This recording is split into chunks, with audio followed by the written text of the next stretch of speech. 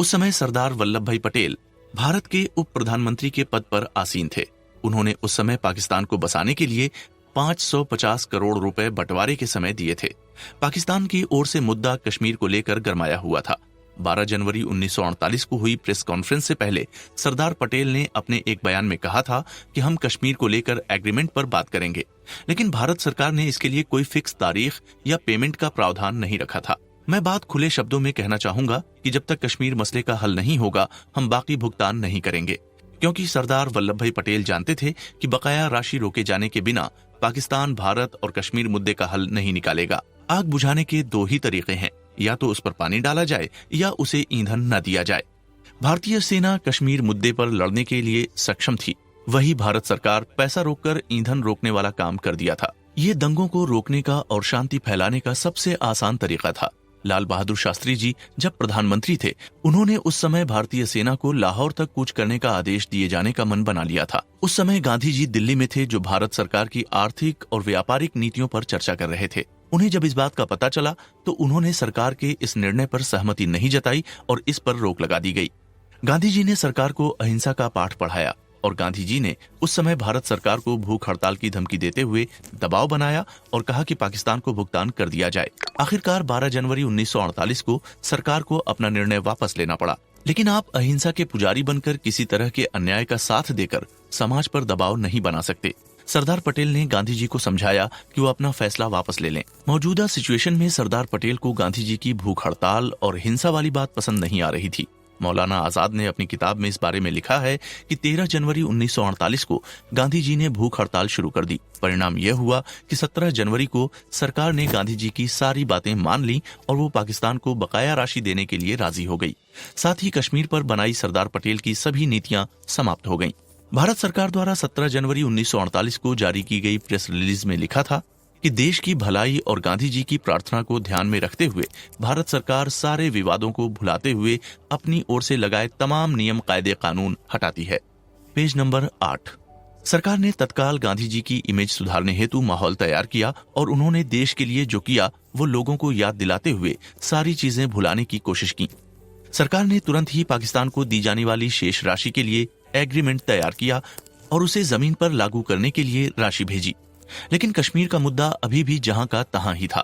नाथूराम विनायक गोडसे और नारायण दत्तात्रेय आप्टे ने उस समय हिंदू राष्ट्र नाम से एक डायरी लिखी, जो शायद एक पुरानी किताब अग्रणी का नया रूप था।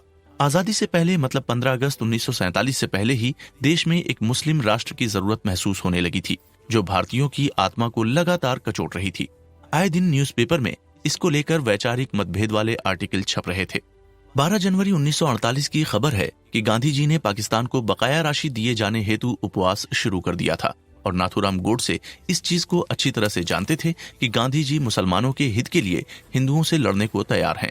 क्योंकि गांधी जी के दबाव और प्रभाव से भारत सरकार ने अपना निर्णय वापस लेते हुए पाकिस्तान को 550 करोड़ रुपए देने की हामी भर दी थी। इन सब के बाद नाथूराम के दिमाग में कुछ और ही चल रहा था। वो सोच रहे थे कि आगे जाकर इस तरह का इंटरफेयर गांधी जी भारत सरकार के निर्णय में न करें तो बेहतर होगा, और इसके लिए नाथूराम गोडसे कोई भी रिस्क लेने के लिए तैयार थे, क्योंकि उनके अनुसार ये भारत के लिए जीने और मरने का प्रश्न था। 20 जनवरी 1948 को एक बम ब्लास्ट किया गया और उसके समीप ही गांधी जी की प्रार्थना सभा चल रही थी। मदन लाल पहवा उस समय वहां मौजूद थे, जो बंटवारे के समय एक प्रमुख गवाह भी थे। पुलिस को जानकारी मिली कि षड्यंत्र में मदन लाल भी शामिल थे। हालांकि मदन लाल का षड्यंत्र कामयाब नहीं हो सका, लेकिन गवर्नमेंट ने एहतियातन सिक्योरिटी बढ़ा दी थी। पुलिस के एक्टिव नेटवर्क की तरह पूरे भारत में कई लोगों को गिरफ्तार किया गया और ये सिलसिला अगले 10 दिन तक जारी रहा। आखिरकार 30 जनवरी 1948 को ठीक 5 बजे जब गांधी जी अपनी प्रार्थना सभा के ग्राउंड के चक्कर काटकर लौट रहे थे, तभी बिरला हाउस में नाथूराम विनायक गोडसे ने लगातार 3 गोलियां चलाते हुए गांधी जी के सीने को छलनी कर दिया। उनके सीने से बहता हुआ लहू सीधे जमीन पर आ गिरा। 20 मिनट तक इसी हालत में छटपटाते रहे और अंतिम सांसें गिन रहे थे। गोली चलाने के ठीक बाद नाथूराम गोडसे ने अपनी बंदूक जमीन पर रखी और खुद ही पुलिस को कॉल किया। उन्होंने पुलिस के सामने आत्मसमर्पण कर दिया। नाथूराम शुरू से सब कुछ जानते थे और उन्होंने सब कुछ जानबूझकर किया था। उन्होंने पुलिस के सामने अपना जुर्म कबूल कर लिया। लेखक के अनुसार उस समय नाथूराम गोडसे के सिर पर पागलपन, कट्टरवाद और आक्रोश सवार था, इसलिए उन्होंने इस घटना के तुरंत बाद आत्मसमर्पण तक का प्लान बना लिया था। क्योंकि उन्हें गिरफ्तार करने वाले पुलिस और प्रशासन ने तुरंत ही यह भी पुख्ता किया कि क्या वे किसी तरह के मानसिक या शारीरिक बीमारी से ग्रस्त तो नहीं हैं। लेकिन पुलिस ने पाया कि नाथूराम गोडसे पूर्ण रूप से स्वस्थ है और वो दिमागी तौर पर बिल्कुल ठीक है। गिरफ्तारी के तुरंत बाद नाथूराम गोडसे की तरफ से रिक्वेस्ट की गई कि उन्हें डॉक्टर को दिखाया जाए। जब डॉक्टर नाथूराम का चेकअप कर रहे थे तो उन्होंने डॉक्टर से भी यही कहा कि डॉक्टर जल्दी से मेरा कंप्लीट चेकअप कीजिए। मेरी पल्स, हार्ट बीट सब कुछ नॉर्मल है और काम कर रहे हैं। तुगलक रोड के पार्लियामेंट स्ट्रीट में गिरफ्तारी से पहले नाथूराम कुछ समय के लिए विचलित हो गए थे। लोग उन्हें देखने के लिए भीड़ जमा कर रहे थे।